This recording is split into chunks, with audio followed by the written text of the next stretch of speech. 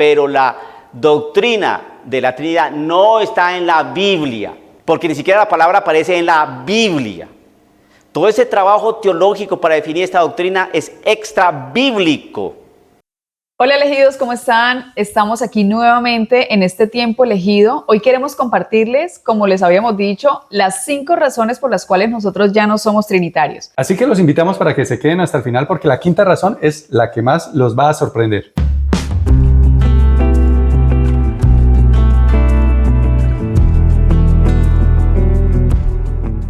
Entonces, para empezar, comencemos con la primera razón, y es porque Dios es uno. La Biblia en ningún momento nos habla de un concepto de que Dios esté compuesto por 3 personas, o que Dios sea uno en 3 personas o 3 personas en uno. Eso es algo que la Biblia no dice ni textualmente ni tampoco simbólicamente. O sea, no lo dice ni implícitamente ni tampoco explícitamente. El centro de la fe bíblica es que Dios es uno, y eso lo dice el Shema, que está en Deuteronomio capítulo 6, versículo 4, y nos dice: oye Israel, el Señor nuestro Dios, el Señor uno es. Y aquí muchos dicen, no, es que habla de una unidad compuesta, pero vamos a meditar muy bien en el versículo y notemos que dice que el Señor es nuestro Dios, ¿sí? Aquí no está hablando de 2 personas diferentes, está diciendo que el Señor es nuestro Dios, pero además está diciendo que uno es, no dice uno son. Si fuesen varios, entonces estaría diciendo son uno. No, acá dice uno es. Y eso habla de un singular de la tercera persona. Dentro de las Escrituras hay muchos versículos que nos hablan acerca de esto, que Dios es uno. Les leo solamente estos otros 3. Romanos 3:30 dice así: porque Dios es uno, y Él justificará por la fe a los de la circuncisión y por medio de la fe a los de la incircuncisión. Aquí nos dice que Dios es uno y que Él justificará, no está diciendo que ellos justificarán. En Gálatas 3:20 dice lo siguiente: el mediador no lo es de uno solo, pero Dios es uno. Y Santiago 2:19 dice así: tú crees que Dios es uno, bien haces. También los demonios creen y tiemblan. ¿Qué nos está diciendo el versículo? Que Dios es uno. Y eso también lo saben incluso los demonios. Entonces es algo que todo el mundo sabe, y porque habla de que los demonios también lo creen, porque ellos estuvieron con Dios en el cielo y saben que Dios es uno solo. Ahí entramos a la segunda razón por la cual ya no somos trinitarios, y es porque el único que es Dios, el único ser que es Dios, es el Padre. Y para eso tenemos que leer 1 Corintios 8:6. Para nosotros, sin embargo, hay un solo Dios, el Padre. ¿Quién? El Padre. El Padre es el único que es Dios, del cual proceden todas las cosas, y nosotros somos para Él, y un Señor, Jesucristo, por medio del cual son todas las cosas, y nosotros por medio de Él. En este versículo está también algo que utilizan algunas personas para decir que ahí hay 2. Dicen, si notan, ahí está Dios y además está el Señor. Pero recordemos lo que leíamos en el Shema Israel, y es que dice que el Señor es nuestro Dios. O sea, ese Señor que mencionan acá, que es Jesucristo, es nuestro Dios, el único Dios que existe, el Padre. Otro versículo que nos indica que el único Dios es el Padre es Efesios 4:6, y dice así: un Dios y Padre de todos, el cual es sobre todos y por todos y en todos. También tenemos Efesios 5:20, dice así: dando siempre gracias por todo al Dios y Padre, en el nombre de nuestro Señor Jesucristo. Nos recuerda una vez más que el único Dios es el Padre. Y 2 de Juan 1:3 dice así: sea con vosotros gracia, misericordia y paz de Dios Padre y del Señor Jesucristo, Hijo del Padre, en verdad y en amor. Notemos entonces que acá Dios es el Padre, el único Dios que hay, y Jesucristo es el Hijo de este Padre, de este Dios. Y termino con Juan 8:54, quien dice así: respondió Jesús: si yo me glorifico a mí mismo, mi gloria nada es. Mi Padre es el que me glorifica, el que vosotros decís que es vuestro Dios. Entonces, con estos versículos nos estamos dando cuenta que el único Dios que nombra la Biblia es el Padre. Claro, y en ese versículo de 2 de Juan 1:3 nos está diciendo que Dios es el Padre y que Jesucristo es el Hijo del Padre. Por supuesto, aquí está hablando de Jesucristo, ya cuando Él tomó su humanidad y está mostrando que en su condición de hombre él es hijo del Padre, ¿sí? Entonces, eso no quita que él, al ser hijo del Padre, a la vez sea el mismo Dios. O sea, él es hijo del Padre sin dejar de ser Dios el Padre, porque él es Dios el Padre en su divinidad, y eso lo vamos a ir entendiendo con la siguiente razón. Y esto lo vamos a comprender con la tercera razón por la cual ya no somos trinitarios, y es porque Jesucristo es el Espíritu Santo. Sí, elegidos así como lo oyen, el Espíritu Santo es Cristo, no es una tercera persona, es Cristo mismo. Y para eso vamos a leer Romanos capítulo 8, versículo 9 y 10.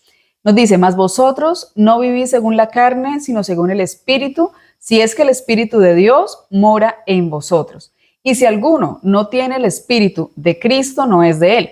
Pero si Cristo está en vosotros, el cuerpo, la verdad, está muerto a causa del pecado, mas el Espíritu vive a causa de la justicia.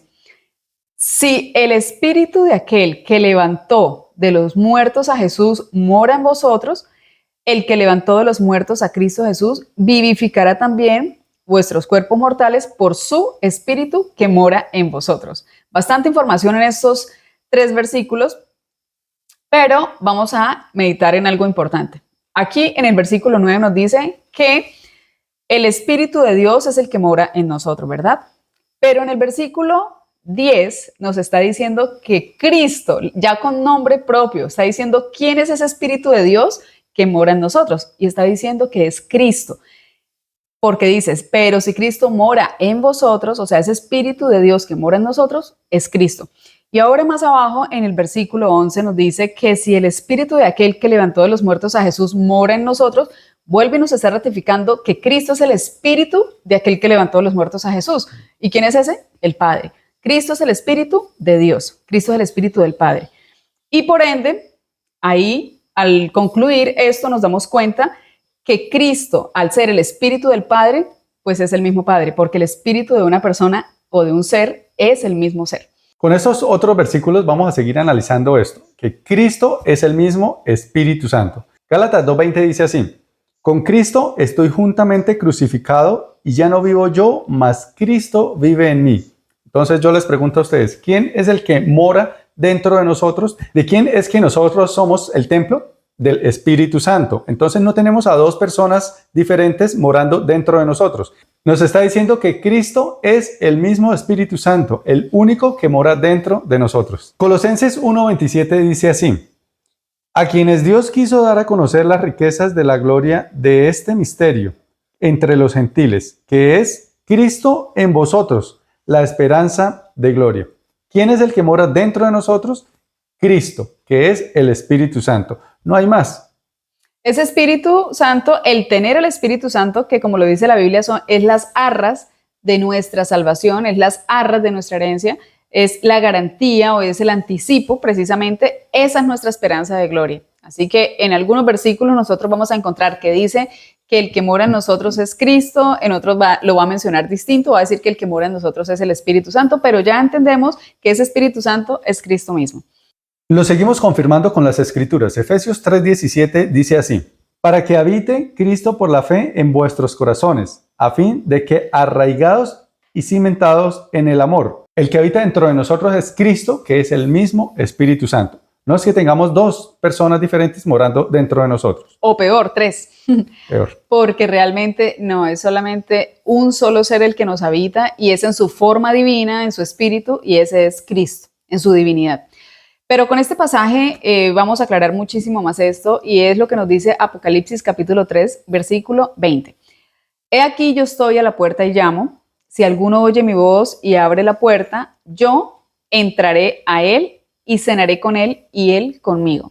Cuando ustedes leen el contexto de este capítulo, se van a dar cuenta que el que está hablando ahí es Cristo, es Jesucristo. Y él es el que está tocando la puerta de los corazones para entrar, ¿verdad?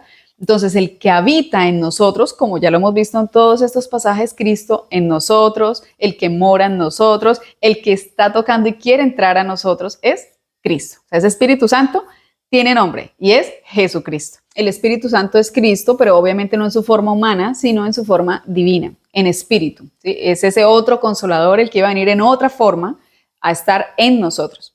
Y la cuarta razón por la cual ya no somos trinitarios, porque en algún momento lo fuimos, es la siguiente. Porque nuestra comunión es únicamente, atención, es únicamente con el Padre y con su Hijo Jesucristo. Las Escrituras no nos dicen que es con tres personas, Padre, Hijo y Espíritu Santo, no. Lo vamos a ver que la Biblia nos dice que nuestra comunión es con el Padre y con su Hijo Jesucristo. Esto lo vemos en 1 de Juan 1:3. Dice así: lo que hemos visto y oído, eso os anunciamos, para que también vosotros tengáis comunión con nosotros. Y nuestra comunión, atención con esto, verdaderamente es con el Padre y con su Hijo Jesucristo. Aquí nos está mostrando a un Espíritu Santo como una tercera persona. Es con el Padre y con su Hijo Jesucristo. Pues este es el misterio de la piedad que nos ha sido revelado y consiste en el conocimiento del Dios Padre y de su Hijo Jesucristo. Así es, eso lo dice también Colosenses capítulo 2, versículo 2. Para que sean consolados sus corazones unidos en amor hasta alcanzar todas las riquezas de pleno conocimiento, a fin de conocer el misterio de Dios el Padre y de Cristo. En eso consiste el misterio, en conocer a Dios el Padre, que ese es el único Dios, y a Cristo, que es el Hijo de Dios, que es la manifestación visible de Dios o es la personificación del Padre. Juan 10:30 dice así: yo y el Padre uno somos. La unidad de Cristo es solo con uno, con el Padre. El Señor Jesús dijo: el Padre y yo uno somos, no más. Y esto nos demuestra que esta supuesta tercera persona divina no existe, amigos. Y llegamos a la quinta y última razón por la cual ya no somos trinitarios, y es porque la doctrina de la Trinidad es una doctrina católica, amigos. Es una doctrina católica. Y como todos sabemos, la Iglesia Católica es la Babilonia que se menciona allá en Apocalipsis. Y todas las hijas de ella son todas las denominaciones protestantes que existen hoy en día. Y ellas han bebido del vino de su fornicación. ¿Y cuál es ese vino de la fornicación? Las doctrinas católicas. Y dentro de ellas está la doctrina de la Trinidad. Recordemos que esta iglesia, según Apocalipsis 17, tiene en su frente escrito un misterio. Y precisamente ¿de qué nos habla la Trinidad? El misterio de la Trinidad se le llama así. Es algo que no se puede entender, no se puede comprender, hay que aceptarlo por fe, pero la verdad es un misterio. En algún momento escuché el testimonio de una persona que no sabía a quién orarle, por ende, entonces esa persona dedicaba un tiempo, 20 minutos, a orarle al Padre, 20 minutos al Hijo y 20 minutos al Espíritu Santo. Esto es confusión, amigos, pues Babilonia significa confusión. Entonces les voy a dejar acá este corto video para que se den ustedes cuenta de dónde es la doctrina de la Trinidad.